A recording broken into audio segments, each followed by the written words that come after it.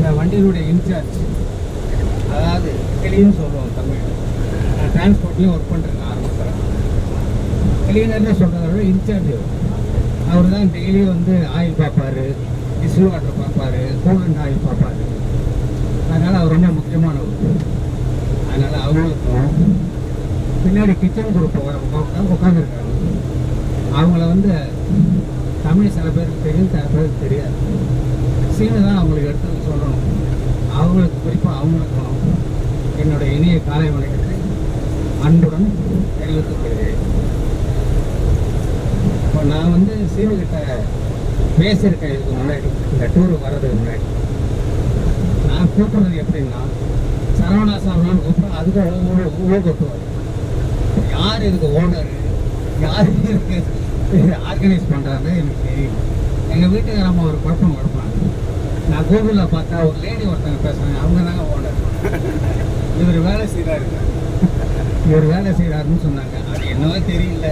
இப்போ தான் ஒரு ஃபோனாக வந்து அவர் வந்து கூகுளில் என்னுடைய ஃபோட்டோஸ் எல்லாம் ரிவ்யூ பாருங்கன்னு சொல்லியிருக்காரு. எல்லாருக்கும் பண்ணார். என் சீட்டு வந்தானே ஓட்டார். எதுக்காக காரணம்னா, நான் சில சமயத்தில் அவரை தப்பான முறையில் பேசுவேன். சாரி சார், அதாவது கொஞ்சம் கோபத்தில் சமயத்தில் பேசிடுவார். புரியுங்களா? இப்போ எனக்கு 72 வயசு ஆகுது. என் பசங்க 2 பேரும் வெளிநாட்டில் இருக்கிறதால அவங்க பண்ண அனுப்பிச்சு தான் இந்த டூரை நாங்கள் அனுபவிச்சிருக்கோம். நெக்ஸ்ட்டு வந்து அன்றைக்கி கல்யாணம் ஆன அன்றைக்கே சொன்னார், தம்பதி போது சொன்னார், ஒய்ஃபை பழைய மாதிரி தான் வச்சு விட்டுடாதீங்க கோபத்தில் அப்படின்னு சொன்னார். அன்றைக்கி இவரை தான் வழி கேட்டேன், பேங்கல் மார்க்கெட்டுக்கு எப்படி போகணும், காசியில் வழியெல்லாம் காமிச்சார். இவர் ஒரு ஸ்லாபில் உட்காந்துருந்தார் ஒரு சேரில். திருப்பி வரும்போது காணோம் வர. நான் எங்கள் வீட்டுக்காரம்மா அக்கா 3 பேரும் திரும்பி வந்துட்டு இருக்கோம். அந்த ஜங்ஷனில் வந்து ஒரு சர்ச்சு ஒன்று இருக்குது. அந்த சர்ச்சை காமிச்சு, சர்ச்சில் லெஃப்ட் எடுத்தால் நம்ம ஓட்டணும்னு என் ஒய்ஃப்கிட்ட சொல்லலை, அவங்க அக்கா கிட்ட சொல்லி ஜாக்கிரதையாக அழைச்சிப்பா, கும்பலில் மிஸ் ஆனால் கூடன்னு சொல்லிட்டேன். ஆனால் இவங்க லெஃப்ட் எடுக்கிறது போது ரைட்டில் போய் எங்கேயோ போட்டாங்க. அப்போ முத நடிச்சது இவரை தான் நடித்தேன். நான் 5 மணி சீனில் தான் நடித்தேன். அன்னைக்கே சொன்னார் அவர் அப்படின்னு. அவர் கடைசியில் 1 மணி நேரம் 1.5 மணி நேரம் போராட்டத்துக்கு அப்புறம் அவங்கள நான் போய், அவங்க எங்கள் வீட்டுக்காரம்மாவுக்கு கொஞ்சம் உடம்பு சரி, என்னோட நல்லா பேசுவாங்க. அவங்க இப்போ வாமிட்டு ப்ளஸ் ஃபீவர். இதுவரையும் 5 நாள் நல்லபடியாக போயிட்டு நல்லா சாப்பிட்டாங்க, ஒரு ப்ராப்ளம் இருக்காது. கடைசி நாள் இந்த மாதிரி இன்னைக்கு கூட ஃபோனில் ஒரு மெசேஜ் வச்சு, போதகையால் வந்து 75% இடிமின்னலுடன் மழை, நம்ம தப்பிச்சுக்கிட்டோம், எல்லாம் கடவுள் செய்யும். அதே சமயத்தில் இவர் சொன்னார், 5 மணி சீன் என்ன சொன்னார், நீங்கள் எல்லாம் நல்லா ஏற்பாடு பண்ணிட்டு வந்தீங்களா, இந்த டூர் நல்லா போயிட்டுருக்கு, எந்த ப்ராப்ளமும் இல்லை அப்படின்னு சொன்னார். இந்த அகிலாண்டேஸ்வரி அம்மா கொஞ்சம் கை கொஞ்சம் இதாகனா கொஞ்சம் மனசு கஷ்டம். அவனே நேற்று மனசெல்லாம் கேட்டேன், என்னம்மா என்ன சொன்னாங்க டாக்டர் என்னன்னு கேட்டேன். அவங்க சொன்னாங்க, நான் ஊரில் போய் பார்த்துருக்கேன், நான் ஃபஸ்ட் எய்ட் ட்ரீட்மெண்ட்லாம் கொடுத்துருக்காங்க அப்படின்னு சொன்னார். அதை கேட்டேன், என்னங்க ரொம்ப சந்தோஷம். அதே சமயத்தில் ரொம்ப சிறப்பான முறையில் ஆர்கனைஸ் பண்ணார். அடுத்தது அந்தமான்லாம் போகலான்னு ஒரு ஐடியா இருக்குது. அடுத்தது எங்களுக்கு இன்ஃபார்ம் பண்ணாருன்னா அதுக்கு ஏதாவது சான்ஸ் இருந்ததுன்னா நாங்கள் வரோம். முக்கியமாக நான் எதிர்பார்க்குறது என்னன்னா,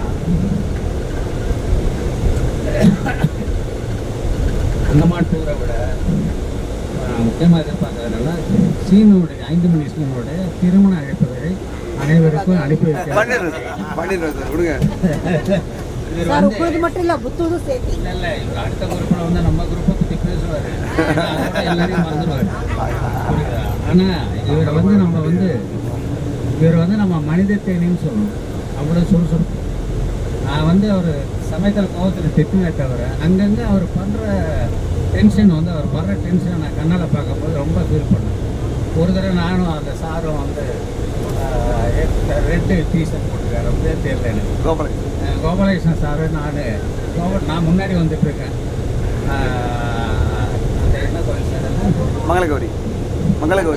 மங்களாதேவி அவங்க கோயிலுக்கு போயிட்டு வரும்போது நான் வேற ரூட்டில் இறங்குறேன், எனக்கு வழி தெரியல.